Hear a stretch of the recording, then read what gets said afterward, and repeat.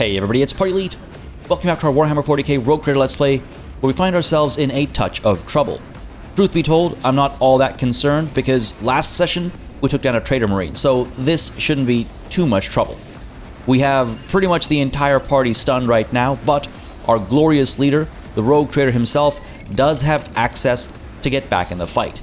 This, just as a reminder, removes burning, bleeding, toxin, and stunned negative status effects from a targeted ally, and so of course the first order of business here is to target none other than, you guessed it, Argenta with get back in the fight. She is currently stunned, but with this on her, she'll be back in the fight.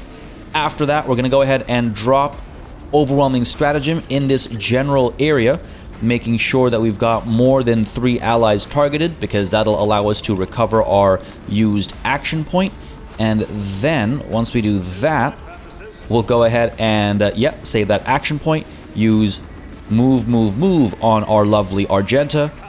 Then we will get Argenta up to this corner over here, just to make sure she has clear lines of sight and fire.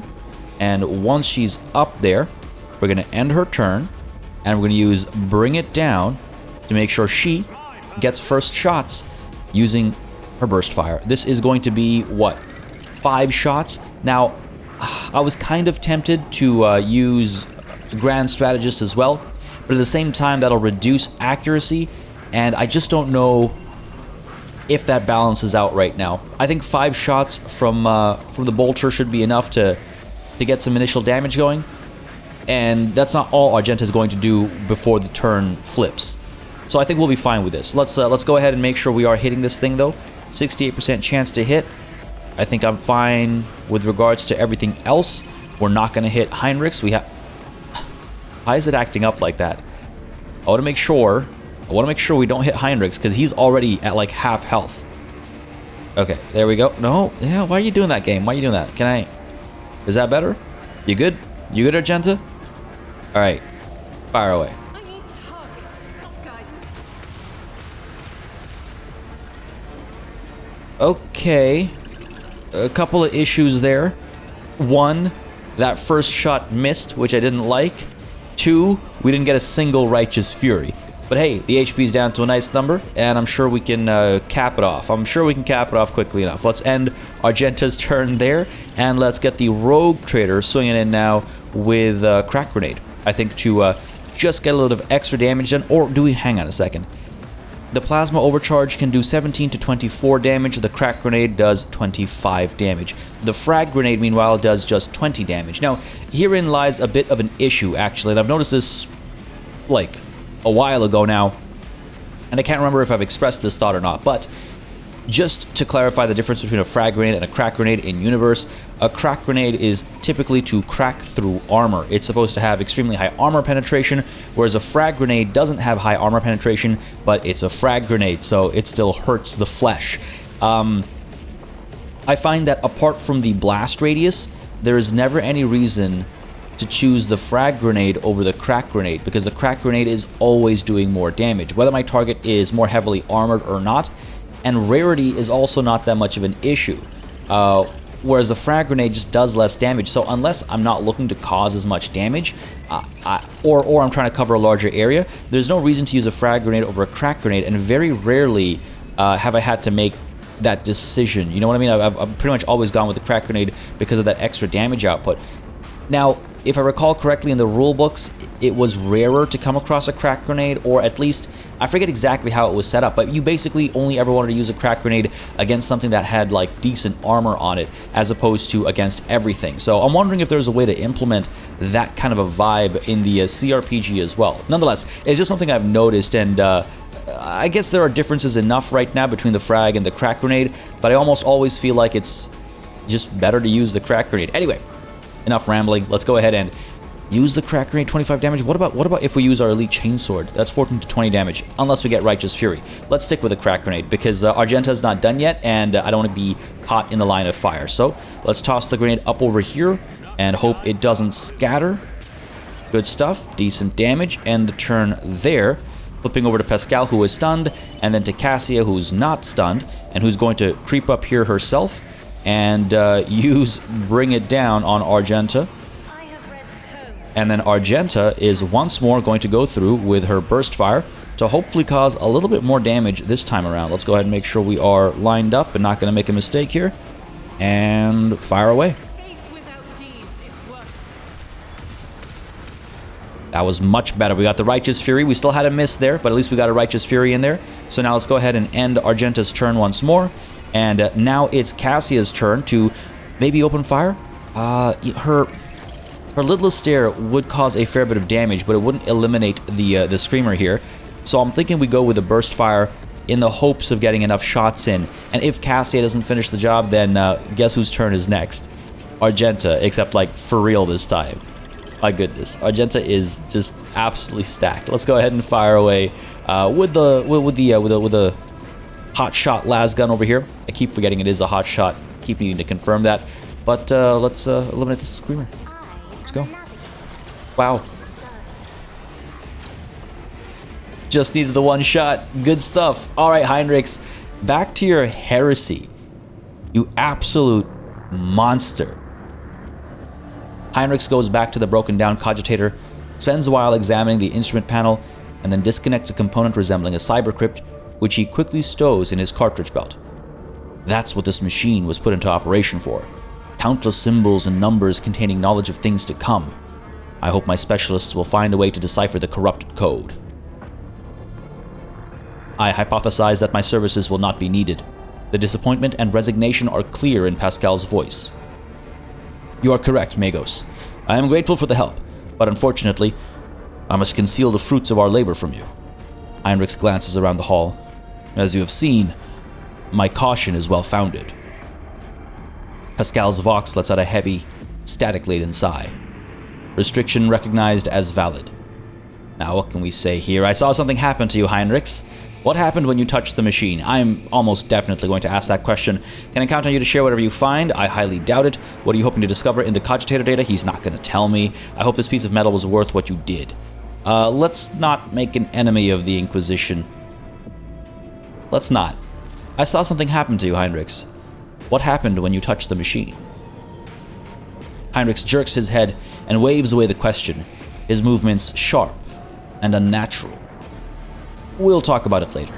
But right now, Heinrich's gaze settles on you. I must thank you, Rogue Trader. Without your help and cooperation, I doubt I would have reached the depths of Kiavagama and learned the truth behind my agent's dispatches and reports. I would never have ended up here, and I would never have succeeded in hampering the cult's activities. My business on Kiavagama is concluded. It is time to return to the mission that brought you to the industrial world. The only thing I'll ask of you is an audience when we return to the ship. Heinrich bows his head to signal that the conversation is over. Oh, it is not, Heinrichs. Maybe temporarily, but we have much to discuss. What do you mean about... What is this whole unnatural movements now? Man, it's like everybody in our party has something up or another. Kill the demon, mission accomplished. Talk to Heinrich on the ship's bridge. Okay, so it's not accomplished, it's been updated. I do have to talk to him when we get on the bridge, and you know what? We will. I know I'm leaving some character stuff to later for when the final build of the game releases, just so there's more to discover and explore when that final build happens. But this is a thread that I need to keep pulling on, because I need to know what Heinrich is up to over here. We've had reasons to doubt Pascal. He's been like overly curious, especially on Kiavagama. It's been kind of concerning. We have reason to doubt, or we had reason to doubt Idira. We saw how that played out. Cassia has had her own stuff go down when we were on the ship. Argenta had a bit of an issue as well. Early on, remember, we had that one conversation that we couldn't follow up on, maybe because it's not implemented in the alpha yet, but she also had some suspicious thing go down starting in Footfall, I think it was. And now Heinrich's too. And I'm sure Abelard's not clean either. Like, there is something extremely wrong with everybody. And Jay as well. She's been trading in Xenotech for so long. Now, granted, again, as a rogue trader, I'm allowed to take liberties. I'm allowed to bend rules, etc., etc. I'm well aware of this. I'm leaving that more, let's call it, open-minded rogue trader playthrough for when the game finally releases, and there we could start experimenting with some heresies and things like that. It'll keep that playthrough fresh, right? This playthrough, I'm trying to be super dogmatic, super pious, super by the books, playing into our character's background and trying to sort of stick to his pious upbringing rather than the liberties that being a rogue trader would grant him. And I think it'll allow for this playthrough to be very different from the final build's full playthrough, where yeah, we will partake in some of the heresies and accept the freedom that we get with being a rogue trader. But for the time being, I'm just doubtful of everybody over here. Very concerned. Anyway, let's make our way out and let's actually deal with the fabricator now. Or actually, hang on a second. Do we deal with the fabricator first, or do we explore the strange like bodyguard looking spot first? Because those ended up being two different things. I thought those bodyguard looking people were guarding the fabricator, but then we went elsewhere, and it was there that the fabricator was located. You know what, let's go ahead and deal with the bodyguard-looking types first, because, again, the fabricator is sort of the end, I assume, of this quest line, and I want to make sure I have all the information and knowledge there is to have before we engage with the fabricator, in case there are opportunities to discuss some stuff, in case there are I don't know, lies that we can catch or anything, right? It's always good to have more information than not, and I feel like the fabricator should be left to last. So let's go ahead and deal with the bodyguard-looking type. So where were they? Down here, I think, right? There's actually a lot of loot left around. Where is that loot?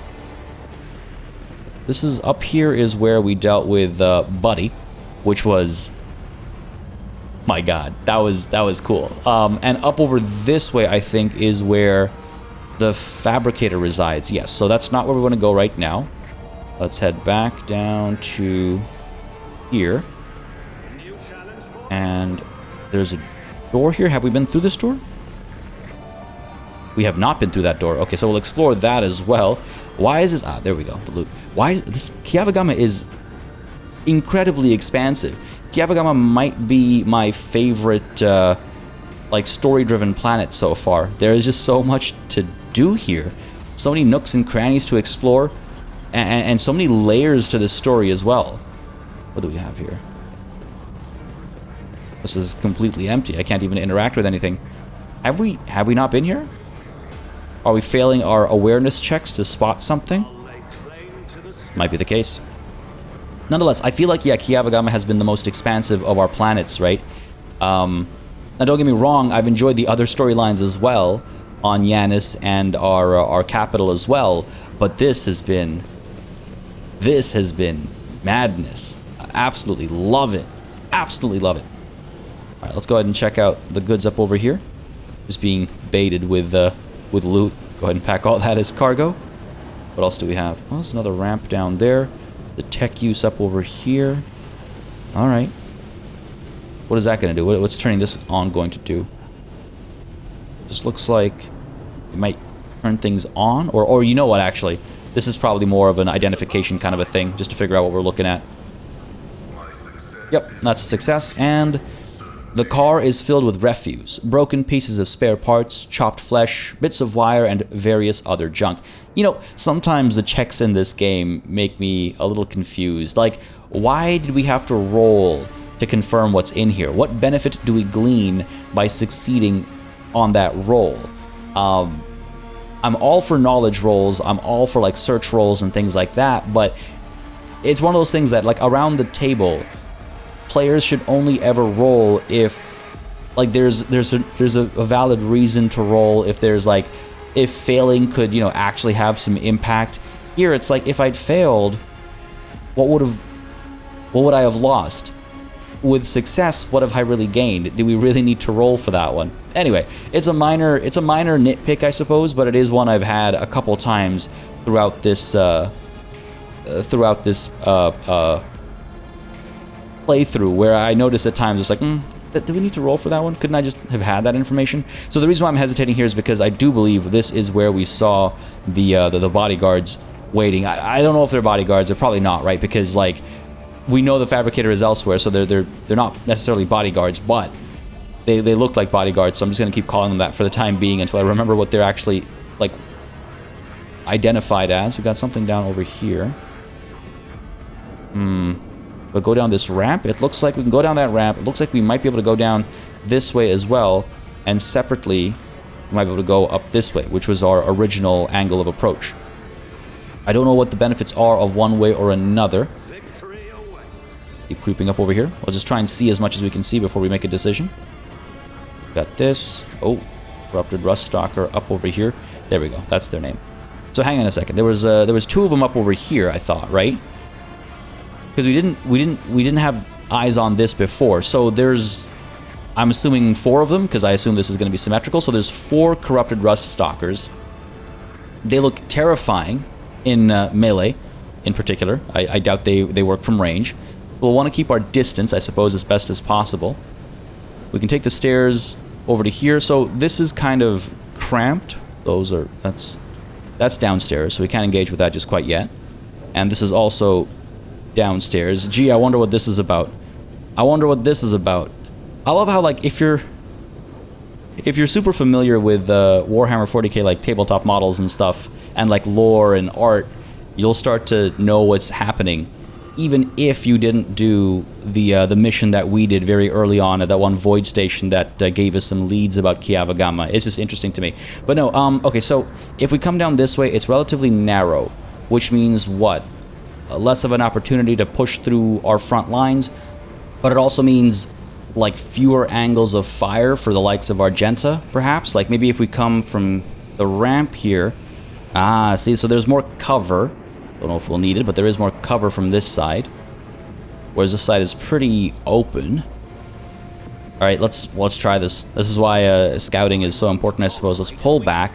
I suppose we could come down from this side over here. It is much wider, so there's a higher likelihood of being engaged in melee, but there's also more cover. So if they do have, you know, something that looks equally terrifying that fires from range, like in this little spot over here, then I'll have some decent cover to hide behind at the very least. So let's creep on up and let's make sure we do this properly. I really wish the camera would clip through some of this stuff. It's pretty, but it also gets in the way. Okay, let's see. So we want a front line featuring the Rogue Trader, Heinrich, and Abelard. Right, something like that. And then Argenta is going to like stick out to the side over here a bit, because again, she needs clean lines of fire. Cassia, right behind the group, and Pascal, I mean, I guess we'll do something like that. Yeah, and now if only we actually engage like this. Let's send the Rogue Trader up a little bit. He's going to be very careful over here.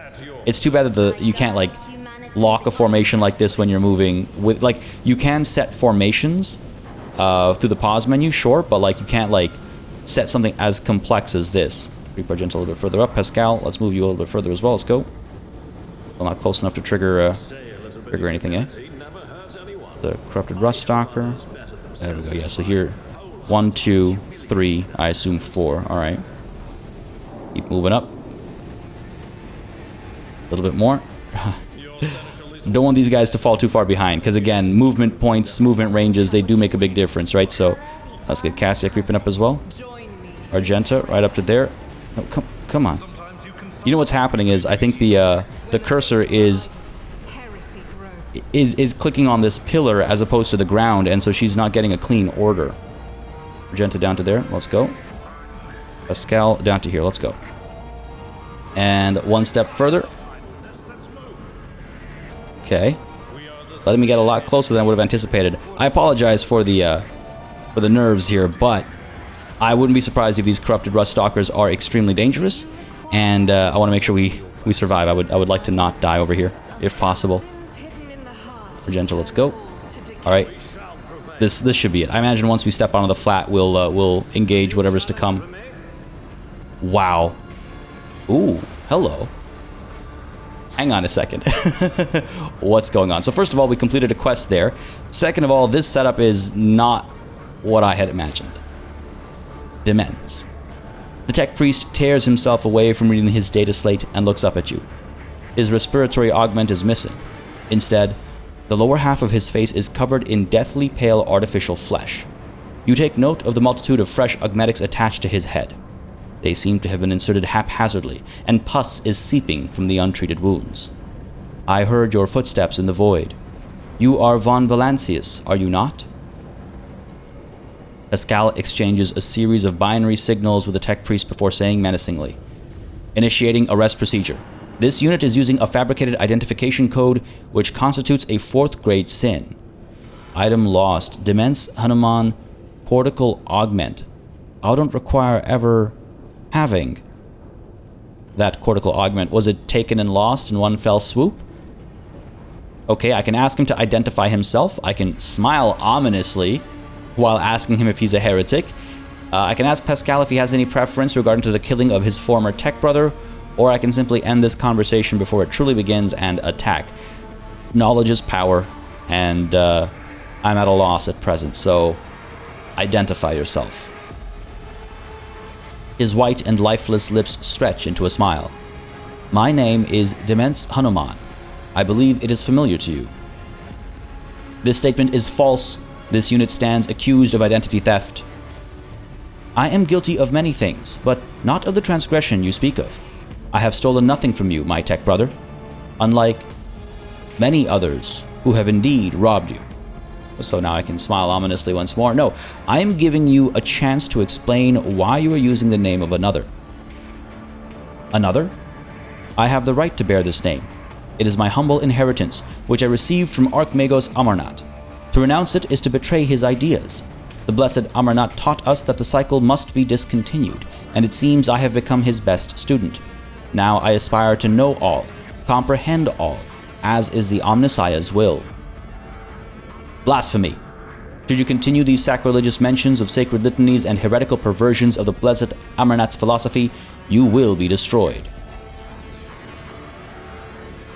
You wish to sound outraged, but I sense your curiosity. I understand.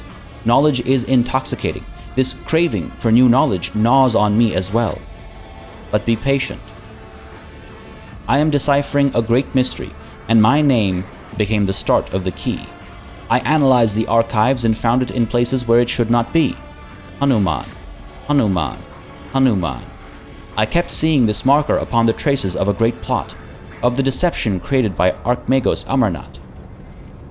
No sound mind is capable of such twisted cunning, but my mind was no longer sane. It could no longer stay within the narrow confines of the norm.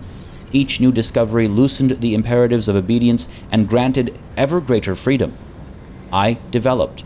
I avoided the traps of the maimed hunter who seeks to hide the truth. But his words mean little. Do you want me to show you the truth? His pale lips spread into a smile. Now again, a different rogue trader, a less dogmatic one, such as the one from our future playthrough, might be curious about this so-called truth. But this rogue trader knows that this truth is just a trick of the archenemy. So no. I will now confirm, give him an opportunity to confess. Smile ominously. You are a heretic, are you not? Merely a seeker of knowledge. Although the experiments I have conducted extend far beyond the allowed limits of an ordinary transmechanic tasked with maintaining a planetary vox array. But ever since I received that strange signal, my hearing was opened to what I had previously considered to be forbidden knowledge. Every night since then, I have been tuning my vox station to that very frequency and listening to the voices. My goodness, man. Am I a heretic? The fabricator didn't think so. He conducted inspections, but he did not prohibit my research. Later, when a mysterious guest revealed the truth to his optics, he came to me once more. I nurtured the scrap code for him in the depths of my mind. It lives there still, eating through my synapses and building new connections that are open to the new knowledge of change. Is freedom heresy? If so, then I am a heretic. The reason for the failure of this unit's operations has been established. You have fallen victim to the cognitive corruption of chaos. Your computing processes have been disrupted. You are defective. Defective? I reveal the truth. I comprehend, just as the Omnissiah commands. Meanwhile, your mind thrashes about within the cage of data vows. So which one of us is defective? Pascal, do you have any preferences regarding the killing of your former tech brother? I'll show Pascal some respect over here. Again, it's not just that. There is an ulterior motive to this question. But yes, Pascal, do you have any preferences here?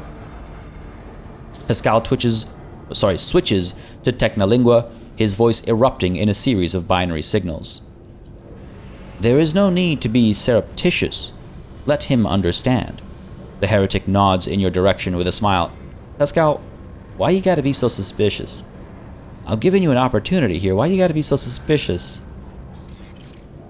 Pascal glances at you with worry and says in Gothic, his voice doubtful. Following a voluntary surrender, I will be willing to commute the punishment from immediate destruction to arrest and isolation, for the sake of exhaustive interrogation. Okay. Alright. I understand the need to interrogate heretics, right? To make sure that if there's more to know, you know it. But I'm a little concerned at Pascal's willingness to suggest that. Shouldn't he be hard-coded to not? Does it not violate some protocol or another? Because I'm pretty sure it does. Indeed, Tech Brother. Does it not violate the dogma of purity? Pascal says nervously. Your possible familiarity with matters related to the fate of the blessed Amarnat justifies this violation. Oh my god, Pascal.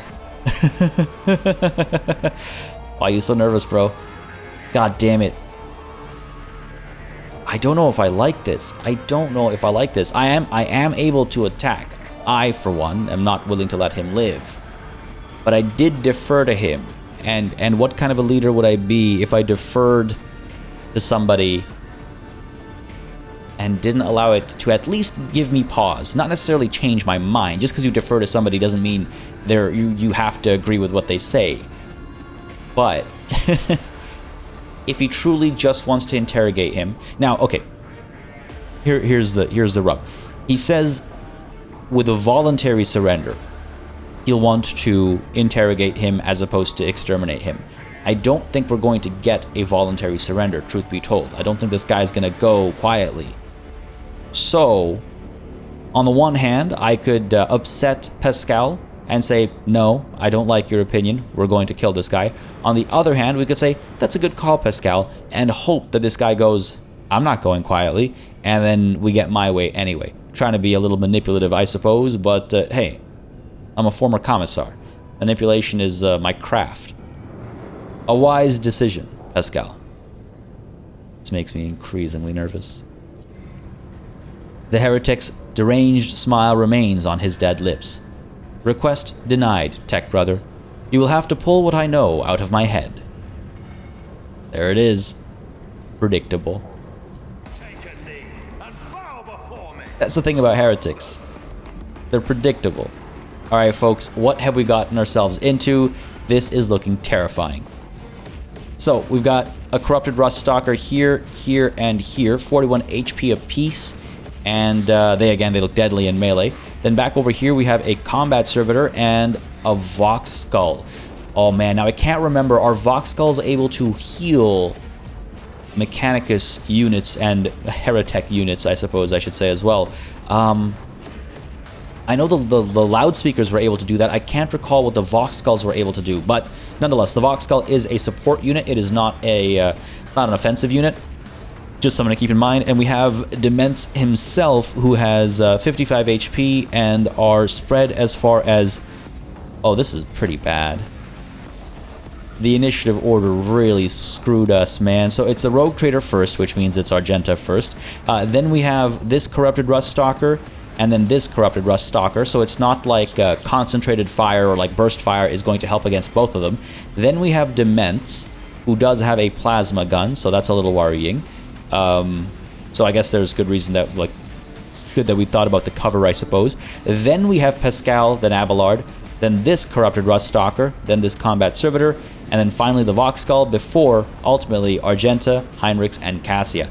This is not a very good turn order, and I'm not sure how this is going to play out. So if I toss a crack grenade up over here, that'll actually do a decent bit of damage. Alright, cool. But before we do that, Argenta, I think, is going to fire away. This Corrupted Rust Stalker goes second, or third, I suppose, in the entire initiative order, but we can't reach the other one with our crack grenade. Now, is this an opportunity for the frag grenade to hit both of these guys? No, because they're just too far away from each other, and the damage done is still significant, but not as good as the crack grenade. Now, what about if we do a plasma overcharge shot here with the extra damage? There's a significant chance of missing.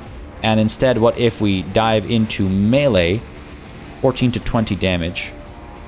That is not a lot of damage output, because of the lack, I assume, of penetration there. Yeah, okay, fair enough. So let's keep you, for the time being, back over here. We'll get Argenta firing up there. We might need to move Argenta up as well. Okay, so let's do this. Let's do this. Let's get... God. Okay, let's get move onto Argenta, who should be able to take cover over here. Or is that too far to the side? She should still be able to fire up over here. You know what, actually, she should be able to burst fire and hit both of these guys. That might be the better call, rather than just trying to eliminate... Okay, fine, here's my plan. So, Argenta moves up to there, and then uses her burst fire to get some work done. So, Argenta, get you up to there. Take that full cover. Let's actually move. End her pseudo turn. Then the Rogue Trader will use Bring It Down on Argenta next. She's going to go in with... Oh, god damn it. How did I cack that up, man? I forgot to drop the stratagem on her. That's okay. It's okay. It's not the end of the world. Not the end of the world. We're going to go ahead and burst fire up over here. It's only 3 shots. That's going to hurt. God damn it. It's okay. We're fine. We're fine. Fire away. Not amazing. Missed my primary target, but I'll take it. We will end Argenta's turn there, because I don't want to stack fatigue right off the bat over here. And man, this is really going to bite me in the butt, isn't it? Not having used Overwhelming Stratagem there. But it's actually fine. The reason why I didn't is because I want to toss a crack grenade, and I wouldn't be able to do that if we used Overwhelming Stratagem. Or would I have been able to do that? No, I wouldn't. So I guess I don't have to feel so bad about it. Because again, we only get our action point back if we manage to pull the Overwhelming Stratagem off on 3 or more allies. So this is fine, I suppose. It's such a habit of using Overwhelming Stratagem on Argenta, right?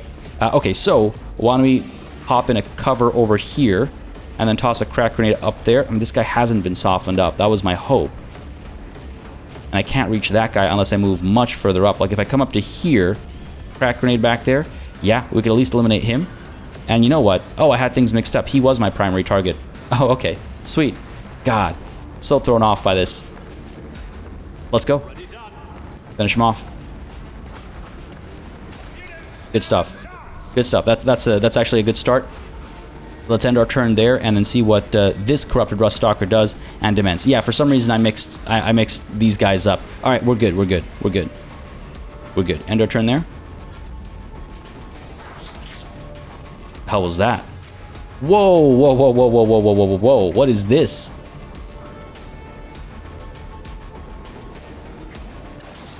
Nice. Oh, not nice. I thought the cover protected us there, but no. We took damage. That wasn't good. Hang on a second. This Corrupted Rust Stalker walked right past the Rogue Trader to engage Argenta in melee instead. Why? Why did it prioritize Argenta? I don't like that. I guess it's identified Argenta as the biggest threat. Now, what was the Mind Scrambling Grenade? What does that do? Perplexed. -10 penalty to ballistic skill, weapon skill, intelligence, and perception for each level of this effect. So that's -20. Wow. To remove permanent perplexed effects, this character must rest at the void ship for at least 24 hours. This isn't permanent. This is just going to last 1 round, as it says at the middle there. Okay. Pascal is up next. We can drop Machine Spirit Communication in this large area to benefit everybody, and then perhaps we can pop a crack grenade on this Corrupted Rust Stalker. Who goes next? It's Pascal, then Abelard. Abelard can maybe finish the job over here, and then it's this Corrupted Rust Stalker. Should we focus on him instead to make sure he doesn't actually get a turn? If we do that, Argenta will need to dodge this Corrupted Rust Stalker before she can do anything. Can Abelard get up to there with a move and a charge? Maybe. So I suppose we'll try that. So first of all, Machine Spirit Communication is 2 action points. Then a Crack Grenade is an additional 2, leaving us with 1 action point, with which we will not be able to actually hit this guy, so we'll probably have to shoot at him instead. Very well. Because we can't move close enough, so melee is out of the question there. Okay, let's use Machine Spirit Communication. Pop it right over here. Hit everybody with that, including the enemy to weaken them. Well, I don't think it'll do anything for a non-ranged enemy. No, it makes it easier to dodge them, right? So sure. Pop this over here. Good stuff. Then we're going to go ahead and creep up to here. Take full cover in case... wait. Where is... There he is. Didn't remember him moving. In case Demence decides to pop another shot, I want to make sure we have some cover. As long as the Crack Grenade will reach from here, it will indeed. So we can toss this over here, get a decent bit of damage done, and hope that Avalard's able to go through this gap and charge this Rust Stalker to finish him off. Or, again, there's the Melta, right? Okay. Toss your grenade. Here we go. Good damage. Excellent. And I can't shoot, of course. The grenade is my attack. So let's use Extermination Mark instead on Demence. No line of sight there. This Combat Servitor. He looks like he's likely to survive for quite some time. So sure, let's pop that on him. And let's end Pascal's turn there. Moving on to Abelard. Abelard is, in fact, able to get here. So here's what we're going to do. We're going to go ahead and... Aw, man. This will be interesting. This will be interesting. Okay, here's the call. We're going to move up to here. Or... Yeah, okay. We're going to... Sorry. Just have to plan this, because what I want to do is I want to move up to here. And then I'm going to go ahead and charge. It doesn't say we can... That's weird. It implies that we can cause damage, but that last orange square, the last tile, isn't highlighted in orange, so I don't like that. I don't like that at all. What if I come up from here? Okay, that feels a little bit more comfortable. So we're going to do that, and then I can use Augment, or Onslaught, sorry, to get, what, 1, 2, 3, 4, 5, 6... I believe 6 movement points, and then I should be able to hit the Corrupted Rust Stalker with the Melta. That should work out for us. Okay, Abelard, let's push through. Use 1 action point. This looks good to me. Let's go for it. And hopefully we'll knock him back and wreck him against the wall. Or we're just going to do nothing. What the hell is that about, man? What is that? How does that... What is that? What is that? It highlighted him to say we were going to cause damage, but then... God damn it. God damn it. Again, like, part of me was saying, there's no way we can actually hit him if we're charging down this way, because I thought it was supposed to be a straight line. But then if the game's UI literally tells me otherwise, I'm going to believe the game, right? So that definitely needs to be fixed. Again, it's an alpha. I'm not all that upset. I say God damn it because our lives are on the line here. But hopefully that gets fixed in time for the final build. Nonetheless, it's okay. It's okay. We're over here. We just have to adjust our plans a little bit. We're not going to Melta, I suppose. We're going to go ahead and strike with Epiphany. Hope for a Righteous Fury. Hope for a knockback or something. But let's get Forceful Strike over here to increase our chances of such results. And then let's go in with our Strike. At least drop him. So close and yet so far. Didn't get any of what I wanted. Let's go ahead and Endure. It was a good plan, but it did not play out as intended. I could still fall back using Onslaught, but there's no point. We have no attacks left, and we can't charge either, so that's Abelard's turn done. And he's going to be in a touch of trouble over here, exposed as he is to the Corrupted Rust Stalker. Unless it decides to chase after Argenta as well. Nope. And here comes the Combat Servitor as well. Ooh. And the Vox Skull. What are you going to do? Wow. That wasn't cool. So the Vox Skull kind of did what I guess Heinrich's can do, enabling attacks of opportunity for an ally. So Abelard is down. Well, with all his courage, Abelard is now down, and it is Argenta's turn, so we weren't able to clear her circumstances. I guess that's fine. Where do I pull back to? Why do we have such limited movement? Because we're trying to dodge an attack of opportunity. What if I dash? What if I dash? Soldier immediately dashes in a selected direction, spending all movement points, does not provoke attacks of opportunity. So, I could pull back to here, which is a nice central location, actually. All right, here's what we're going to do. Here's what we're going to do. We're going to dash over to here. As the Emperor commands, I am. We're going to make it. No attacks of opportunity. We're going to go ahead and use burst fire up here. Or controlled burst up here. That's a waste. Like, this guy's almost dead. This guy's going to be overkill. All right, fine. This is not the perfect spot, is it? We've used all of our movement points as well. If I had line of sight on Demence as well, that would be ideal. And it looks as though he's birthed another Vox Skull. Fair enough. I want to use military excellence, but apart from this corrupted Rust Stalker, I don't see who else we'd be able to really tap. I guess the combat servitor?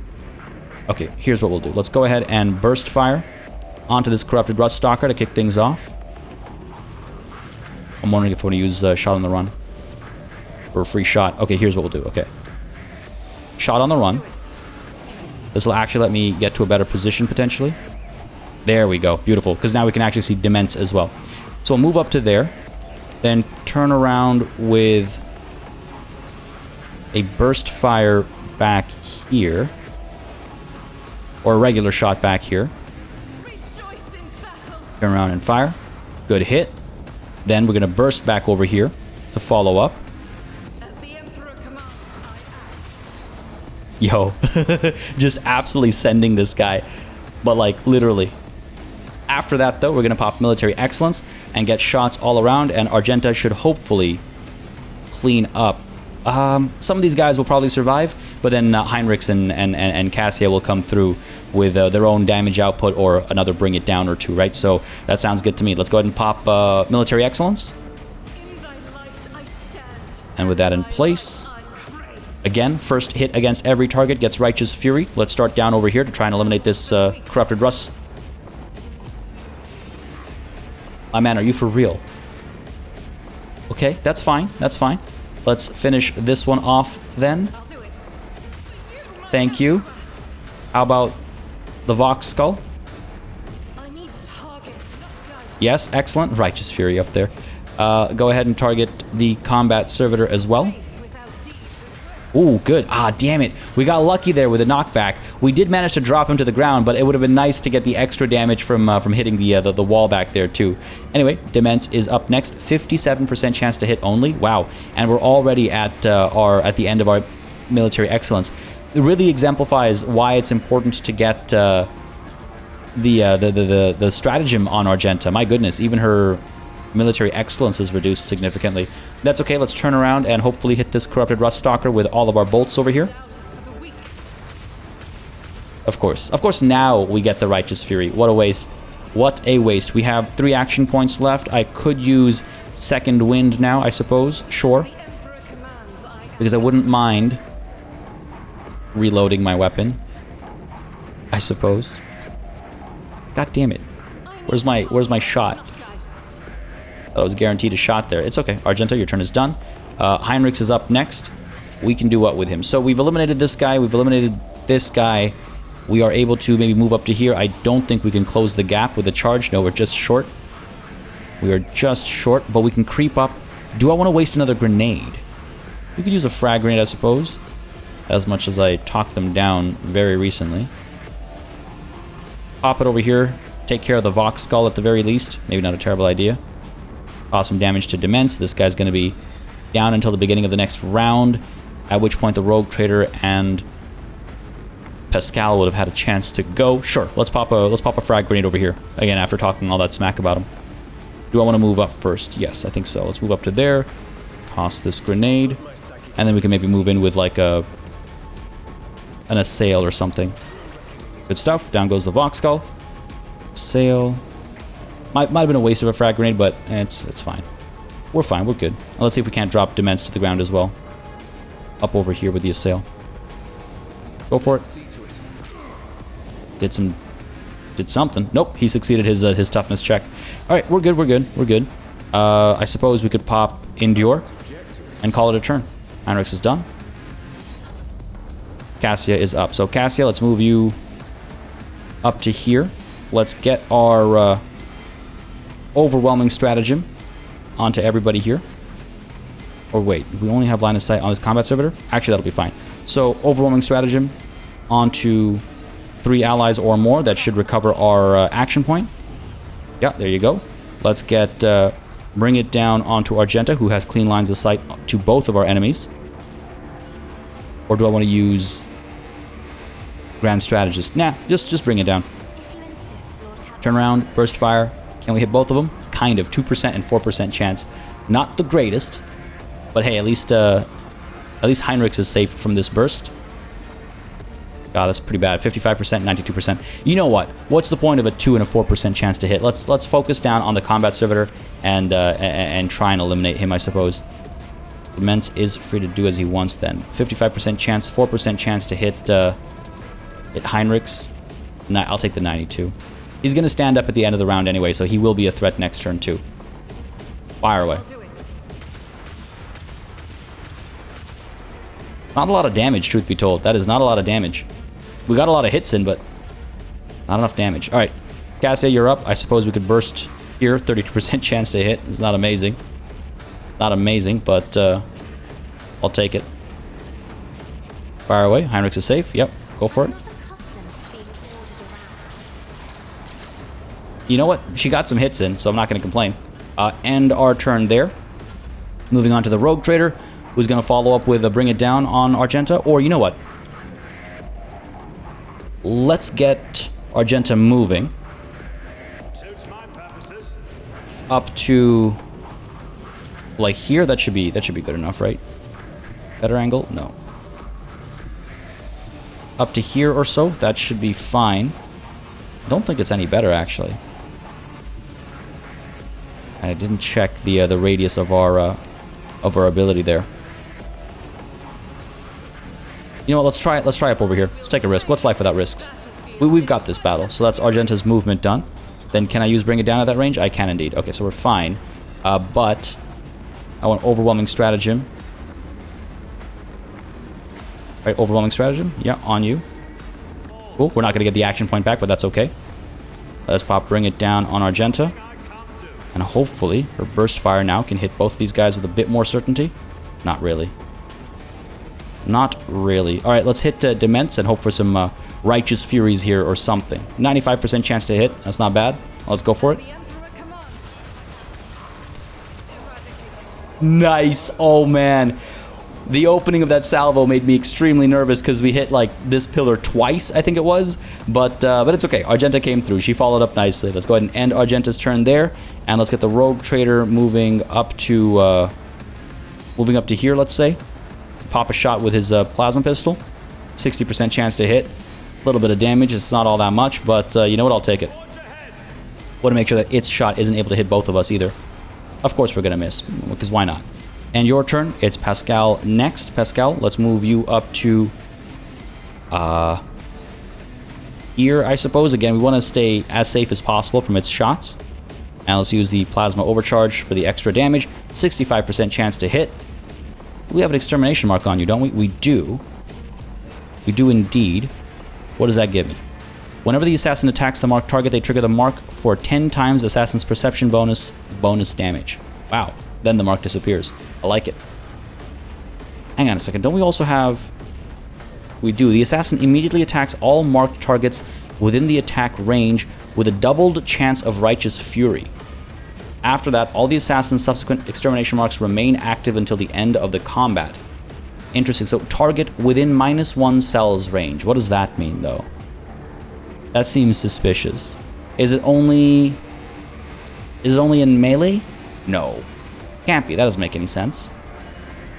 So, let's move up to there. We know we have a clean line of sight. We know this target is marked. So, why don't we try and use our...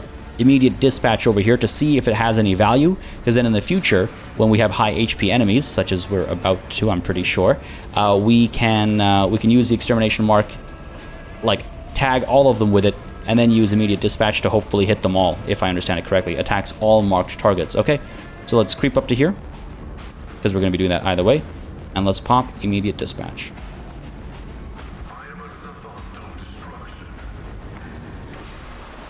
Yo. What the hell was that? Did that That did nothing. He was in range. We had line of sight. We knew we could hit him with our plasma pistol or plasma gun. But we most certainly did not dispatch this combat servitor immediately. Not with Pascal, at least. But Argenta will hopefully finish the job over here. Fire away. 95% chance to hit. This will be good. Nice. But yeah, hang on a second. I'm really glad we tested that then. Because if I had that happen in a more dire situation, I'd be completely screwed potentially. So that seems to be unimplemented perhaps. Or maybe I misunderstood it. Maybe that -1 cell range, target range, whatever, meant it's only for melee, which just that doesn't make any sense. But we've had that happen with a couple of things. Even his precision strike that he's supposed to have 2 versions of, one in melee and one in range. The range one never seems to actually work, right? So something's up there. It's okay. It's not the end of the world. We're fine here. I'm glad we experimented. Again, it's an alpha build, but man, that could have been bad. I'm glad we tested it out. Now, what do we have here? What do we have here? More heresy? Pascal stands motionlessly as he gazes upon the heretic's corpse. After a long silence, he finally says in a hollow voice, I am taking his neural cogitator. The data contained within must be analyzed in order to supplement the catechism of operation and maintenance.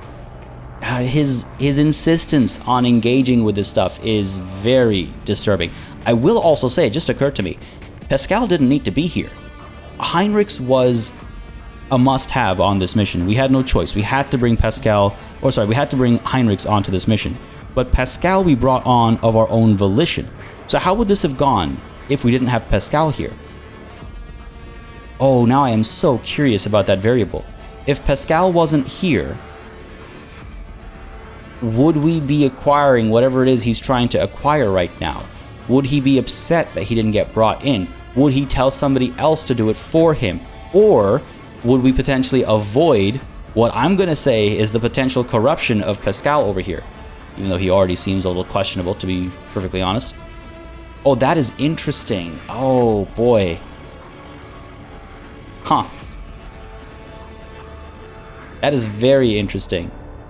I didn't even realize that until, well, now. Okay, anyway, it is what it is. No use mulling over that too much, but I'm curious if anybody who is playing the alpha and is watching did that. I'm curious how that played out. Feel free to let me know, but maybe like mark it as a spoiler, you know, hit enter a bunch of times just so that it doesn't get spoiled for anybody else who doesn't want to read it. They'll have to click read more to actually see it. It's just the polite thing to do with spoilers, I find. But I'm very curious. Anyway, do you intend to pull that thing out of his head? Revolting. What if it's contagious? True. I would advise against it. It might be dangerous. That's kind of how I feel. A reasonable measure. Indeed, who knows what fascinating things he had in his head. That's a little worrying ourselves. Or do whatever you deem necessary. Man, this makes me very uncomfortable. I would advise against it. It might be dangerous. I'm kind of stepping on his toes. This is not my area of expertise, but it does concern me. Request denied. The value of the data justifies the risk. Pascal, buddy. You're worrying me, man. Pascal leans over the corpse, activates the sampling tool on one of his mechadendrites, and plunges it into the tangle of augmetics covering the heretic's skull. Alright, it is what it is, I suppose. And what is this? That is a walking hazard, apparently. Argenta, relax. What is this? A mishmash of steel, wire, and augmentations shaped by some madmen into an unknown and frightening monstrosity. I see. This is an assembly site, is it? All the hints are there. It's really good. It's good setup. It's good setup. And up over here, we had another... Yeah, we do. Cool. Let's check this one out. The curved parts look foreign compared to the orderly geometry of the Manufactorum. The many holes and fasteners indicate that each component serves as but a single part of some wicked design. Indeed, a truly wicked design on hand over here. There were some goods up over here. Yeah, let's pick these up. All trash, useless trash, pack as cargo. Someone will buy it. Oh, right, of course, there's loot. Demence, what do you got for me? Just your plasma gun? Oh, it's just a regular plasma gun too? Pack as cargo. I wish these like bosses and minor bosses had like a little bit more to them. Got a lower warp checkup over there. We also have... Oh, hey, this spot. Yeah. So remember, this is where we This is where we executed that heretic, right? I believe. Or something like that. But nonetheless, we were up here and we were able to see down there. And now we're down here. Yeah, that's cool. I like that kind of setup and payoff. Hopefully, the goods on this guy are actually worth it. Redemption Gauntlets. Grants the wearer a +3 bonus to weapon skill and ballistic skill tests. Also, the Precision Strike has an additional 10% Righteous Fury chance. Not terrible, but again, Precision Strike hasn't really been working as we want or need it to. I'll collect it, but that's an okay find. Let's go ahead and set up this. That was weird. I clicked on Setup Ladder, and the game, like, Alt-tabbed to my desktop for no reason. Anyway, ladder has been set up, and we can now climb it with an agility check to get up here without having to go through, you know, everything else. Sure, fair enough. Again, I don't know if an agility check is necessary for that. Like, do we really need to roll to climb a ladder? A very robust ladder, too, mind you. Anyway, it's fine. It's fine. Moving on. Let's take a look at this lore warp check over here and learn a little bit more about what's going on. The massive soot-covered vessels are filled with blood, which produces a horrible stench. That was a failed check. Damn, for real? Come on, man. Come on. Alright. We've looked at, I believe, everything there is to look at except for one final room. And that is where we're headed now. I believe I'm going the right direction over here. Or have I lost my way? Nope, yeah, I'm headed in the right direction. Cool. Make our way up. A little nervous about what's coming up, because I think we all know to a degree, thanks to the, well, visuals littered about everywhere. There are clues literally everywhere. But apart from that, our experience on that one derelict void ship, I believe the first one we encountered in this entire playthrough, that one was very enlightening as well with regards to what's happening on Kiavagama and what we're likely to face on Kiavagama too. Let's get into position over here. Let's creep ever so slowly forward. There is our Fabricator Cubis Delphim, our boss battle for next time. Folks, this is where we're calling it a session. We're roughly at that hour mark, and I'm sure the battle with a Fabricator over here is going to last quite a bit of time, so we're going to save that for the beginning of next episode. I hope you enjoyed this one. If you did, you know what to do. Let me know by leaving a like and a comment down below. As always, it makes a very big difference in just letting me know what people are still interested in watching on the channel, letting me know what I should do more or less of, and how I should adjust my approach potentially. As always, a massive thanks goes out to all of the channel members and patrons who've been supporting the channel on a monthly basis. Y'all keep us alive and running smoothly. And of course, a big old thanks goes out to each and every one of you for watching. Until next time, cheers.